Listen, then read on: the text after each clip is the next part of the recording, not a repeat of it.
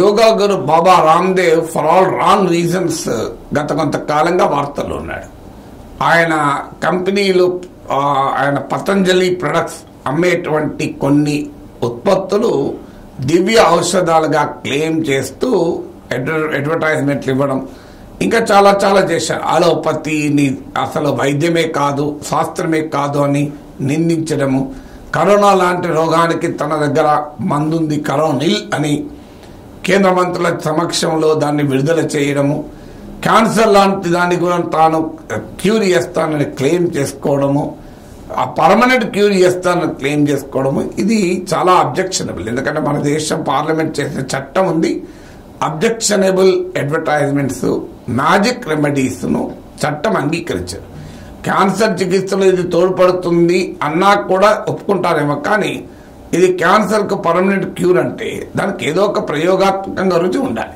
లేకపోతే పాపం క్యాన్సర్ బాధితులు ఇంకో దిక్కు లేక, ఎందుకంటే క్యాన్సర్కు ఒక హయ్యర్ స్టేజ్లో ఫైనల్ స్టేజ్లో అసలు మందు లేదు. సో ఉపశమనము లైఫ్ను ప్రొలాంగ్ చేయడమే తప్ప కంప్లీట్ క్యూర్ను సాధించలేదు. అందువల్ల వీళ్ళు ఇలా క్లెయిమ్ చేసుకుంటే పాపం బాధితులు, క్యాన్సర్ పీడితులు ఏదో నమ్మి ఆశతో ఏ పుట్టలో ఏ పాముందో అని భావించి డబ్బు ఖర్చు పెడుతుంటారు. సో ఇలాంటి క్లెయిమ్స్ కరెక్ట్ కాదు అని అనేక సార్లు బాబా రామ్దేవ్కు ఆయన కంపెనీ అయిన పతంజలి ప్రొడక్ట్స్కు హెచ్చరికలు జారీ చేసింది. కానీ భారతదేశంలో తనను మించిన వారు లేరని, తనకు సుప్రీంకోర్టు కూడా డోంట్ కేర్ అని, తనకు చట్టము రాజ్యాంగము వర్తించదు అనే రీతిలో బాబా రామ్దేవ్ పతంజలి ప్రొడక్ట్స్ వివరిస్తారు. దీనిపైన సుప్రీంకోర్టు పలు సందర్భాల్లో చాలా సీరియస్ అయింది. చట్టం ముందు అందరూ సమానులే, ఎంత పవర్ఫుల్ అయినా. సుప్రీంకోర్టు తెలియజేస్తూ వచ్చింది, పతంజలికి రకరకాల సందర్భాల్లో హెచ్చరికలు జారీ చేసింది. స్టిల్ పతంజలి ప్రొడక్ట్ తన వైఖరి మార్చుకోవడం లేదు అని కోర్టు దృష్టికి వచ్చిన సమయంలో ప్రభుత్వం తరఫున లాయర్ ఆ సాలిసిటర్ జనరల్ చాలా ఆసక్తికర వ్యాఖ్యలు చేశారు.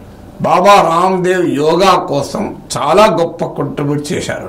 ఇప్పుడు ఆయన భారత ప్రభుత్వ వాదన ఏంటి? యోగాకు గొప్ప కంట్రిబ్యూట్ చేశాడు కనుక ఆయన ఏం చేసినా ఆయనకు చట్టం వర్తించకూడదని, ఆయన రాజ్యాంగం వర్తించకూడదా? డెఫినెట్ గా యోగాకు బాబా రామ్దేవ్ చేసిన కృషి చాలా గొప్పది, అందులో అనుమానం లేదు.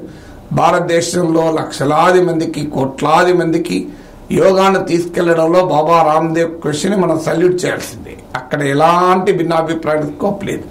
యోగా ఒక గొప్ప సైన్స్, దాన్ని పాపులరైజ్ చేయడం ద్వారా ప్రశాంతమైన శారీరక మానసిక జీవనానికి యోగా ఒక దివ్యమైన భారతీయ సంప్రదాయం. Every Indian should feel proud of yoga. ప్రతి భారతీయుడు మన యోగాకు మనం గర్వపడాలి, యోగాను ఆచరించాలి కూడా. నేను కూడా యోగా ప్రతిరోజు వీలైనంత మేరకు యోగా చేస్తే ప్రయత్నం చేస్తుంటాను. అందువల్ల బాబా రామ్దేవ్ కంట్రిబ్యూషన్ వరకు కాదన్నారు, కానీ అది చేశారు కనుక నాకు చట్టం వర్తించదు అనొచ్చా? ఇప్పుడు శాస్త్రవేత్త ఉంటాడు, ఒక అద్భుతమైన ఔషధాన్ని కనుక్కొని లక్షలాది మంది ప్రాణాలు కాపాడతాడు. సో ఆయన ఏదైనా నేరం చేశాడు అనుకోండి, లేదు నేను కరోనాకు వ్యాక్సిన్ కనుక్కొని 1 కోటి మందిని కాపాడిన 100 కోట్ల మందిని, అందువల్ల చట్టం వర్తించదు అని అనొచ్చా? ఇప్పుడు వ్యాక్సిన్ తయారు చేసిన వారికి కూడా చట్టం వర్తిస్తుంది కదా. నా చట్టం వర్తించదు ఎందుకంటే నేను వ్యాక్సిన్ తయారు చేసి 100 కోట్ల భారతీయులు కాపాడినా నాకెక్కడ చట్టం వర్తిస్తానొచ్చా?